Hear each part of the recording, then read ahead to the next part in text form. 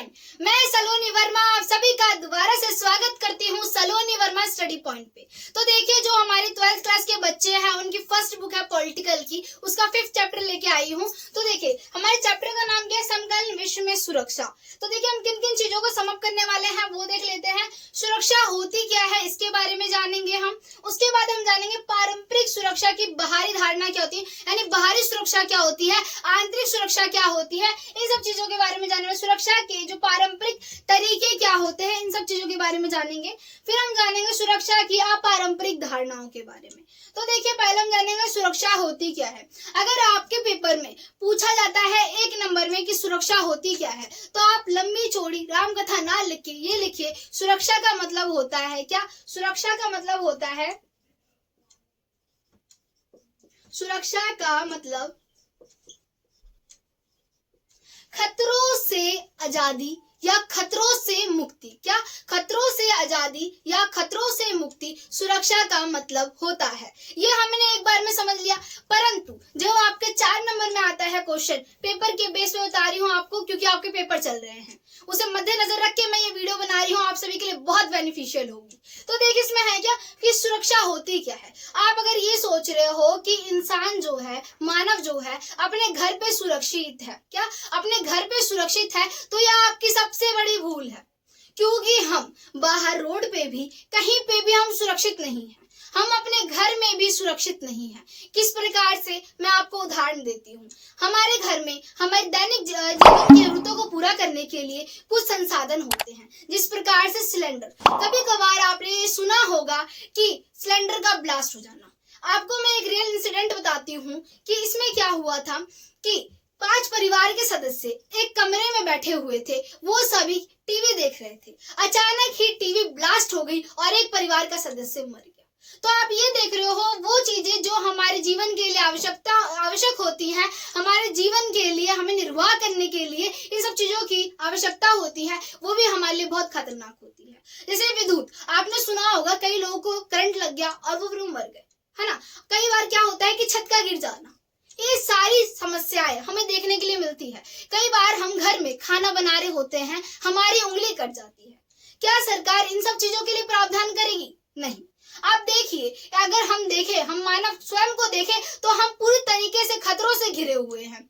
हम हर जगह, अपने घर में भी, यहाँ तक घर से लेकर बाहर तक पूरी तरीके से खतरों से घिरे हुए हैं। हम कहीं पे भी सिक्योर नहीं है। आप मुझे बताइए, अगर हमने इन सब चीजों को खतरों में ले लिया तो हमारा बाहर निकलना ही मुश्किल हो जाएगा, हमारा किसी कार्य को करना ही मुश्किल हो जाएगा। तो ऐसे तो हम मान नहीं सकते हैं, हम घर में बैठ नहीं सकते हैं। तो इसके लिए इसमें क्या कहा गया कि सरकार किस प्रकार के खतरों के लिए सुरक्षा प्रदान करेगी। केंद्रीय मूल्य खतरों के लिए, जो कि केंद्र के मूल्य के लिए घातक हो, उन्हें क्या माना जाएगा कि वो खतरे हैं। जिस प्रकार से मान लीजिए, जो कि देश की संप्रभुता, एकता, अखंडता, क्या देश की संप्रभुता, एकता, अखंडता के लिए खतरा हो, उसे हम क्या मानेंगे, खतरा मानेंगे। और उसके लिए सरकार सुरक्षा को प्रदान करेगी सभी नागरिकों को, भारत के सभी नागरिकों को। तो देखिए, हमने सुरक्षा के बारे में जाना कि सुरक्षा होती क्या है बेसिकली। अब देखिए, हम जाने वाले पारंपरिक धारणा बाहरी सुरक्षा।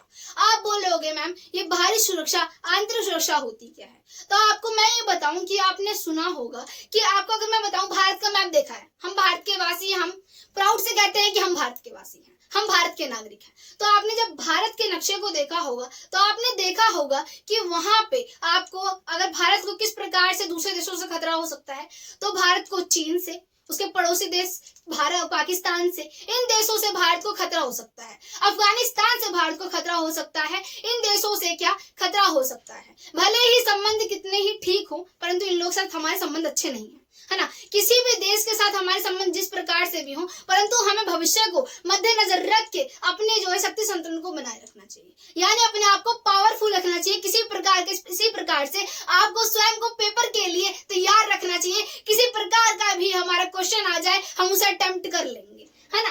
तो देखिए, इसमें क्या है, बाहरी सुरक्षा। अब बाहरी सुरक्षा में क्या होता है कि जो देश की बाहर की सीमाएं होती हैं, मान लीजिए आपको मैं बताती हूँ कि हमारा भारत है। अब हमारा जो भारत है, भारत को किस किस से खतरा हो सकता है, आप ये बताइए। भारत को खतरा हो सकता है चीन से, क्योंकि चीन ने 1962 में, कब 1962 में भारत और चीन का युद्ध हुआ था, जैसे कि हम इस चीज से भली भांति परिचित हैं। इसी प्रकार से भारत और पाकिस्तान का भी हुआ है। किसका? भारत और पाकिस्तान का भी हुआ है, 4 बार हुआ है। तो आप ये देख रहे हो कि कितने बार युद्ध होते रहे हैं हमारे। अब देखिए मैं आपको बताऊं कब कब युद्ध हुए हैं, तो ये भी जान लीजिएगा। 1947 से 1948 पहला, उसके बाद हमारा हुआ था 1965, फिर उसके बाद हमारा हुआ 1971 को हुआ, 1999 को हुआ, 1 2 3 4 बार जो है भारत पाकिस्तान के युद्ध हो चुके हैं। तो आपको मेरा बताने का पर्पस ये है कि आप ये देख रहे हो कि हमारे भारत की सीमा को किन देशों से खतरा होता है। ये दूसरे देश जो है भारत की सीमा के, दूसरे मुल्क के देश भारत की सीमा को खतरा पहुंचाते हैं, यानी आघात पहुंचाते हैं। तो इसीलिए भारत को आपको बताऊंगी मैं शक्ति संतुलन के बारे में। पेपर में आता है 2 नंबर में शक्ति संतुलन होता क्या है, तो आपको किस प्रकार से बताना है वो देख लीजिएगा। शक्ति संतुलन में होगा क्या, आप सुन के ही आपको पता चल रहा होगा कि शक्ति यानी पावर में क्या संतुलन लाना। यानी मान लीजिए कि शक्ति, अब मान लीजिए 2 देश है, एक भारत है और एक चीन है। अब इन दोनों के बीच में हमें पता है कि इन दोनों के रिश्ते अच्छे नहीं हैं, इन दोनों के रिश्तों में खटास है, और साथ में भारत और पाकिस्तान के रिश्ते में खटास है। तो हम इस चीज को पहले ही अनुमान लगा लेंगे कि हम अपने आस पड़ोस के देशों को देखेंगे, फिर हम देखेंगे कि हमारे रिश्ते आस पड़ोस के देशों के साथ किस प्रकार के हैं, कौन से जो देश हैं हमारे लिए भविष्य में खतरा बन सकते हैं। भले ही वो देश हमारा कितना ही घना मित्र क्यों ना हो, घनिष्ठ मित्र क्यों ना हो, परंतु क्या पता आने वाले समय में वो हमारे लिए खतरा बन जाए। क्योंकि हमारी कभी कभार ऐसी समस्याएं आ जाती हैं जिसमें दूसरे देश और हमारे देश में मतभेद आ जाते हैं, है ना। तो आप ये चीज समझ रहे हो, तो अपने आप को यानी दूसरे देश के साथ अपनी शक्ति को और बढ़ा के रखना, शक्ति को संतुलित रखना, ताकि दूसरा देश ये ना सोचे कि ये मुल्क जो है कमजोर है और इस पे क्या हमला कर दिया जाए और इस पे कब्जा कर लिया जाए। तो इसीलिए अपनी शक्ति को सदैव ही क्या संतुलित रखना, क्योंकि कोई भी देश ये नहीं बताएगा कि हम आप पे आक्रमण करने वाले हैं। इसलिए स्वयं की शक्ति को मजबूत कर लेना, ताकि दूसरा देश जब आप पे युद्ध करे तो 100 बार सोचे कि अगर मैंने युद्ध किया तो हम दोनों को उतना ही आघात पहुंचेगा। तो देखिए इस प्रकार से हमने जाना। अब देखिए जो बाहरी सुरक्षा के अंदर उपाय क्या हो सकते हैं, इसके उपाय ये हो सकते हैं कि सेना को बहुत मजबूत करना और जो है खतरों के लिए तैयार रहना, यानी युद्ध के लिए तैयार रहना, सेना को मजबूत कर लेना, गठबंधन की नीति को अपना लेना। अगर हमने गठबंधन की नीति को अपना लिया, यानी हम देश के साथ, यानी कि 1971 में भारत ने 20 वर्षीय संधि की थी, किसके साथ की थी? यूएसए साथ, सोवियत संघ के साथ की थी, जैसा हम जानते हैं। इसी प्रकार से अमेरिका ने भी नाटो बना रखा है। इसी प्रकार से यूएसएसआर था तो उसने किसे बनाया था? वार्सा को बनाया था। यानी ये लोग संगठन बनाते हैं, हमने भी संगठन को बना रखा है। तो इस प्रकार से क्या किया जाता है कि अगर किसी एक भी देश पे खतरा होता है तो वो स्वयं पे खतरा मानेंगे और सारे मिलकर एक साथ आएंगे, एकजुट आएंगे और देश के खिलाफ हो जाएंगे जिसने उस पर आघात पहुंचाया है। तो देखिए इसके जो है उपाय ये हो सकते हैं। इसी प्रकार से आता है हमारी जो पारंपरिक धारणा, यानी पारंपरिक धारणा आंतरिक सुरक्षा। अब देखिए आंतरिक सुरक्षा क्या होती है हम ये जानते हैं। आपने कई बार देखा होगा टीवी पे कि हमारे देश के अंदर ही मुस्लिम, हिंदू, ईसाई इन सब चीजों को लेकर मतभेद है, धर्मों को लेकर भेदभाव हो रहा है, हिंसा हो रही है बहुत ज्यादा। क्या हो रही है? हिंसा हो रही है धर्मों को लेकर। आप ये देखते होंगे कि हिंसा कुछ ज्यादा ही बढ़ जाती है। क्या? हिंसा बढ़ जाती है, और ये हिंसा इतनी बढ़ जाती है कि ये कहा जाता है कि गृह युद्ध की स्थिति आ जाना। क्या? देश में गृह युद्ध की स्थिति आ जाना। अगर आपको ये चीज याद नहीं हो रही है तो मैं आपको एक ट्रिक देती हूँ। आपका घर है, आपके घर में कभी कभार ये होता है कि आपके परिवार के सदस्यों में मनमुटाव आ जाता है, तू मैं हो जाती है ना। तो आप ये कह सकते हो घर में क्या हो रहा है? युद्ध। अब इसी चीज को आप ये मान लीजिए जो हमारा देश है वो हमारा पूरा घर है। हमारे घर के अंदर जो कुछ देश यानी हमारे जो देश के निवासी हैं उनके बीच में मतभेद आ गया है और उसमें क्या है? गृह युद्ध की स्थिति आ गई है, हिंसा होने लग गई है। यानी देश के बीच में यानी देश में ही हिंसा होने लगना, इसी को गृह युद्ध कहा जाता है। मेरे प्यारे सहपाठियों आपको ये चीज समझ आ गई है ना। अब गृह युद्ध, अब इसके बाद क्या है कि इसके अंदर आंतरिक, अब मान लीजिए उग्रवादी आ गए। उग्रवादी जो है देश के खिलाफ भड़काने लग गए। उन्होंने बोला कि अब हमें देश से अलग होना चाहिए, अब हमें जो है दूसरा गुट बनाना है, देश से निकल जाना है। जैसे भारत में से पाकिस्तान निकला था, ऐसी स्थिति आ जाती है। तो इन सब चीजों को ये हमारी आंतरिक सुरक्षा के अंदर आते हैं, ये आंतरिक खतरे हैं देश के।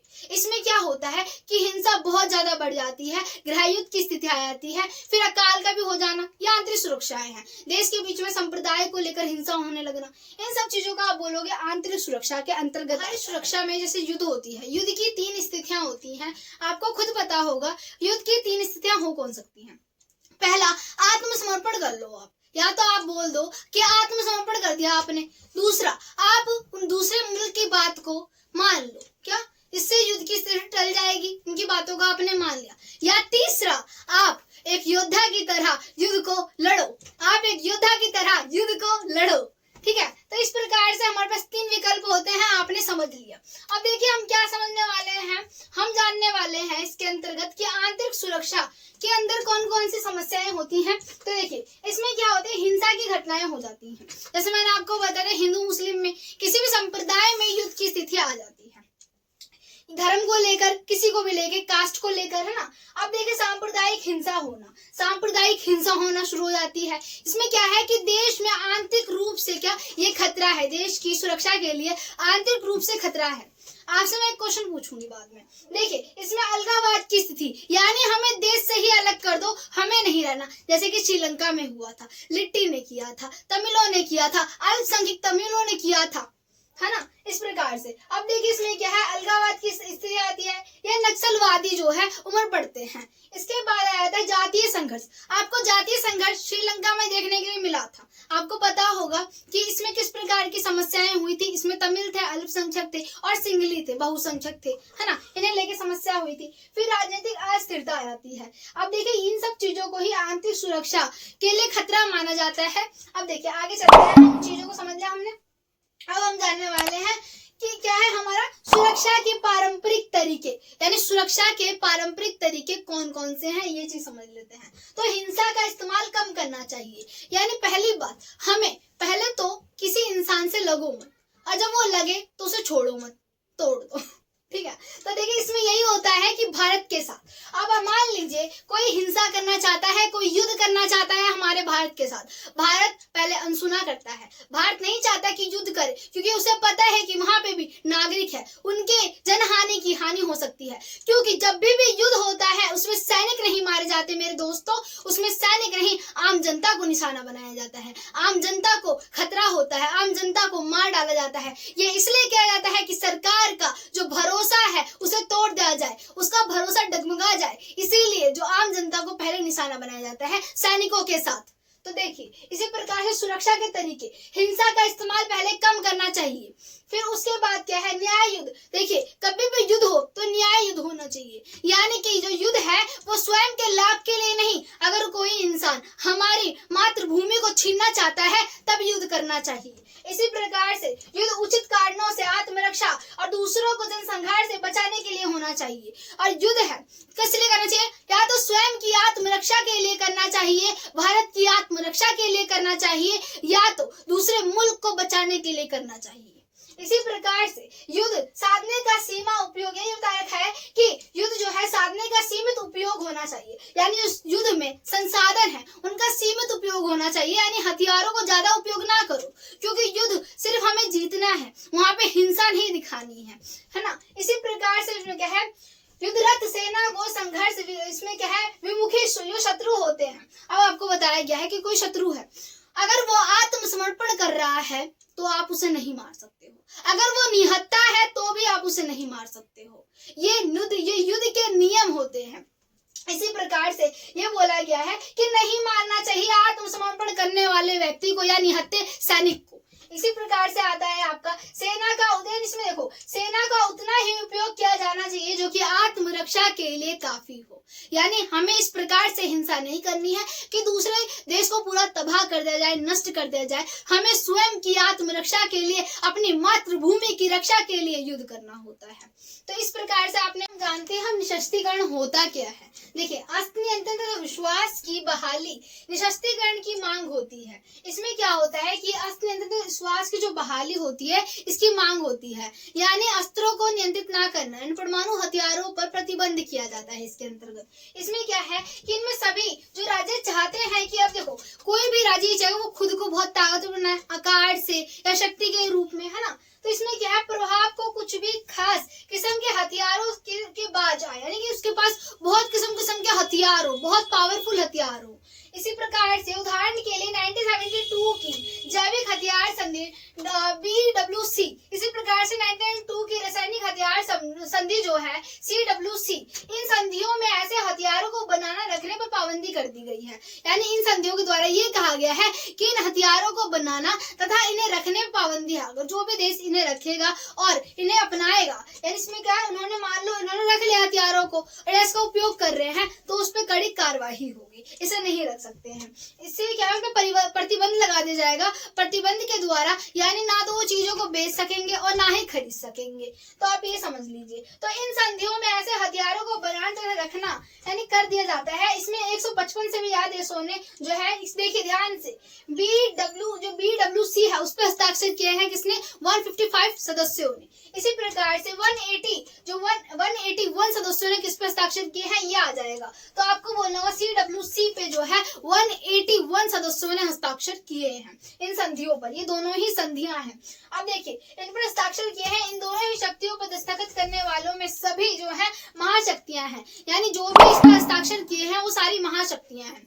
अब देखिए, इसमें अमेरिका तथा सोवियत संघ, ये जो है हम जानते हैं विश्व की सबसे बड़ी महाशक्तियां थी। अमेरिका जो है अब वो बहुत ज्यादा महाशक्ति बनके उभर गई है, एक ध्रुवीय विश्व मान सकते हैं। तो ये संधि क्या है कि अमेरिका तथा सोवियत संघ सामूहिक संहार के अस्त्र यानी परमाणु हथियारों का विकल्प नहीं छोड़ना चाहते, यानी ये दोनों ही जो है परमाणु हथियारों के विकल्प को नहीं छोड़ना चाहते हैं। तो हमने ये समझा, इसीलिए इन दोनों ने अस्त्र नियंत्रण का सहारा लिया है, यानी वो अपने अस्त्रों को नियंत्रित रखेंगे, जल्दी उपयोग नहीं करेंगे। ठीक है, तो आप ये समझ लेगा कि इसके अंतर्गत कुछ नियम होते हैं अस्त्र नियंत्रण को अपनाने के अंतर्गत, यानी सारी शक्तियों ने ये अपना लिया कि वो जो है, जो इसके अंतर्गत जो है WBC और इसमें जो CWC, इन दोनों संधियों पर हस्ताक्षर कर दिए। ठीक है, परंतु अमेरिका और सोवियत संघ जो है इस शक्ति को खोना नहीं चाहते हैं, परमाणु हथियारों को चाहते हैं, इसलिए उन्होंने अस्त्र नियंत्रण पर क्या कर दिया है, हस्ताक्षर कर दिया है। यह हमें समझ आ गया। अब देखिए, हमारा हैगा सुरक्षा की अपारंपरिक धारणा। अब आपने क्या क्या पढ़ा था, आपने ये पढ़ा था कि सुरक्षा की बाहरी, है ना, बाहरी सुरक्षा क्या होती है, आंतरिक सुरक्षा क्या होती है, बाहरी खतरे, आंतरिक खतरे, ये आप समझ चुके हो। इसके अंतर्गत हम जानने वाले सुरक्षा की अपारंपरिक धारणा। अब देखिए, सुरक्षा की अपारंपरिक धारणा में होता क्या है, इसमें हिंसा होती है, खून खराबा होता है, अकाल की स्थिति आ जाती है, इसके साथ जो है मानव की स्थिति को जो है जिसकी मानव की स्थिति को खराब हो जाती है। अकाल की स्थिति आ रही है, देश पे जो है उसकी अर्थव्यवस्था पे बुरा प्रभाव पड़ेगा, देश की अर्थव्यवस्था चरमराने लग जाएगी अगर ऐसी समस्याएं आएंगी। तो महामारियां, एड्स जैसी महामारी आ जाती है। आप देखते हो कोविड-19 आया था, ये महामारी, नई महामारियां जो है आ रही हैं। इसी प्रकार से इसमें क्या ग्लोबलाइजेशन आ जाता है। और इसी प्रकार से आप देखोगे आतंकवाद जो है आपका, ये जो टॉपिक है वो इस टाइम जुड़ा हुआ है, ऐड हुआ है, एक न्यू टॉपिक है। तो आप देखिए, आतंकवाद भी एक बहुत बड़ी समस्या है।